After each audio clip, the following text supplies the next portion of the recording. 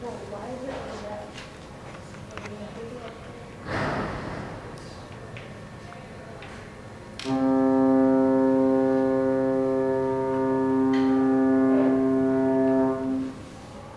That foghorn, isn't it awful, Kathleen? It is indeed, ma'am. It's like a banshee.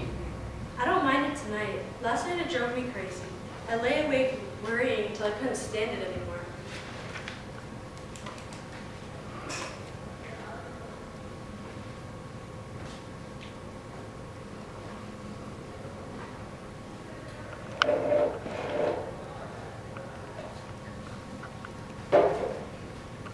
It wasn't the foghorn I minded, Kathleen. I really love frogs. They say it's good for the complexion. It hides you from the world and the world from you. You feel that everything has changed and nothing is what it seems to be. No one can find it or touch it anymore. See, I wouldn't mind so much, that really, really ugly monkey Smith that drove us back from town. I wouldn't mind him so much if he was a fine, handsome chauffeur like some of the other ones I've seen. But I told him, you must be really hard up if you think I'd notice a monkey like you. And I told him one day I would knock a clout that would knock him into next week, and so I will. It's the foghorn I hate. It won't let you alone. It keeps reminding you and warning you and calling you back. But it can't tonight. It's just an ugly sound. Except perhaps Mr. Tyrone snores. I've always had such fun teasing him about it.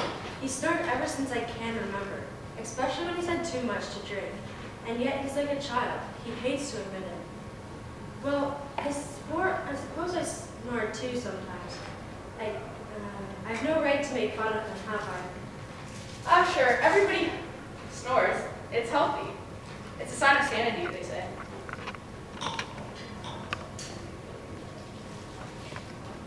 No, don't go, Kathleen. I don't want to be alone yet.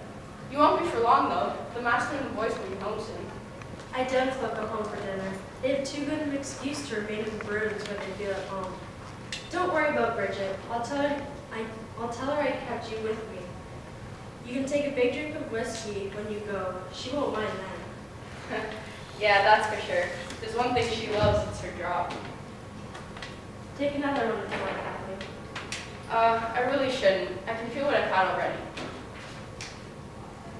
Well, maybe one more won't hurt. Here's your good health, ma'am. I really did have good health once, but that was long ago.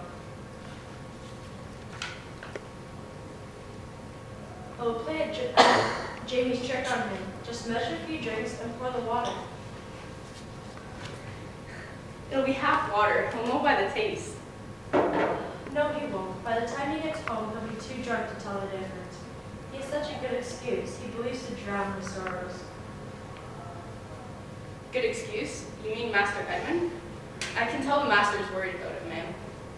Don't be silly, Kathleen. Why should he be? A touch of gripe is nothing, and Mr. Tyrone never worried about anything except money and property. And the fear he'll end his days in poverty.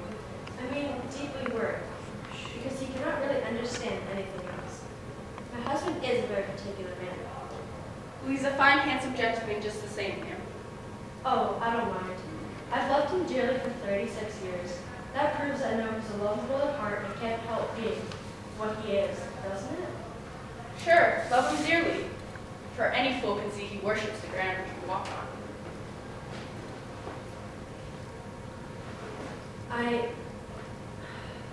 Speaking of acting, ma'am, how is it you never ended up on stage? What that absurd notion in your head? I was brought up in a respectable home and educated in the best convent of the Middle West. Before I met Mr. Tyrone, I hardly knew there was such thing as a theater. I was a very piteous girl. I even dreamed of becoming a nun. I've never had the slightest desire to become an actress. A nun? Sorry, ma'am, but I don't think you'd ever darken the door of a church. I've never felt at home in a theater. Even though Mr. Tyrone has made me go with him on all of his tours, I had little to do with the people in his company or with anyone on stage. Not that I have anything against them. They were always kind to me and I to them, but I've never felt at home with them. Their life is not my life. I've always had stood between me and... Well, let's not get back into that.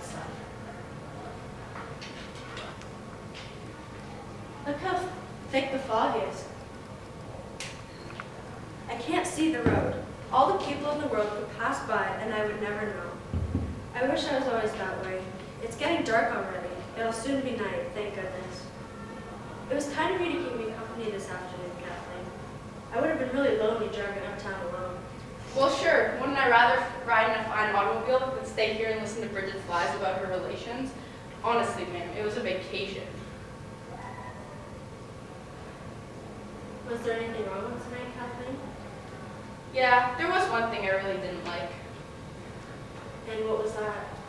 The way the man in the drugstore acted when I went in to fill that prescription for you. What are you talking about? What drugstore? What prescription? Oh yeah, the prescription. I'd forgotten. It's the medicine for my remnants in the hands.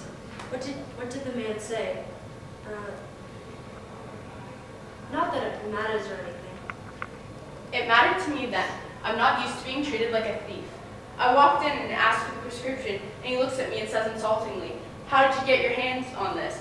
And I was like, "It's none of your damn business. But if you must know, it's for the lady I work for, Mrs. Tyrone. She's sitting right there in the automobile." That shut him up really quick. He looked out, took one look at you, said, "Oh," and went to fill the prescription. Yeah, he knows me. It's a special kind of medicine. I have taken it because there was no way to stop the pain. All the pain, I mean.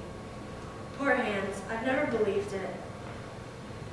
But they were once one of my good points. They were my musician's hands. I love the piano.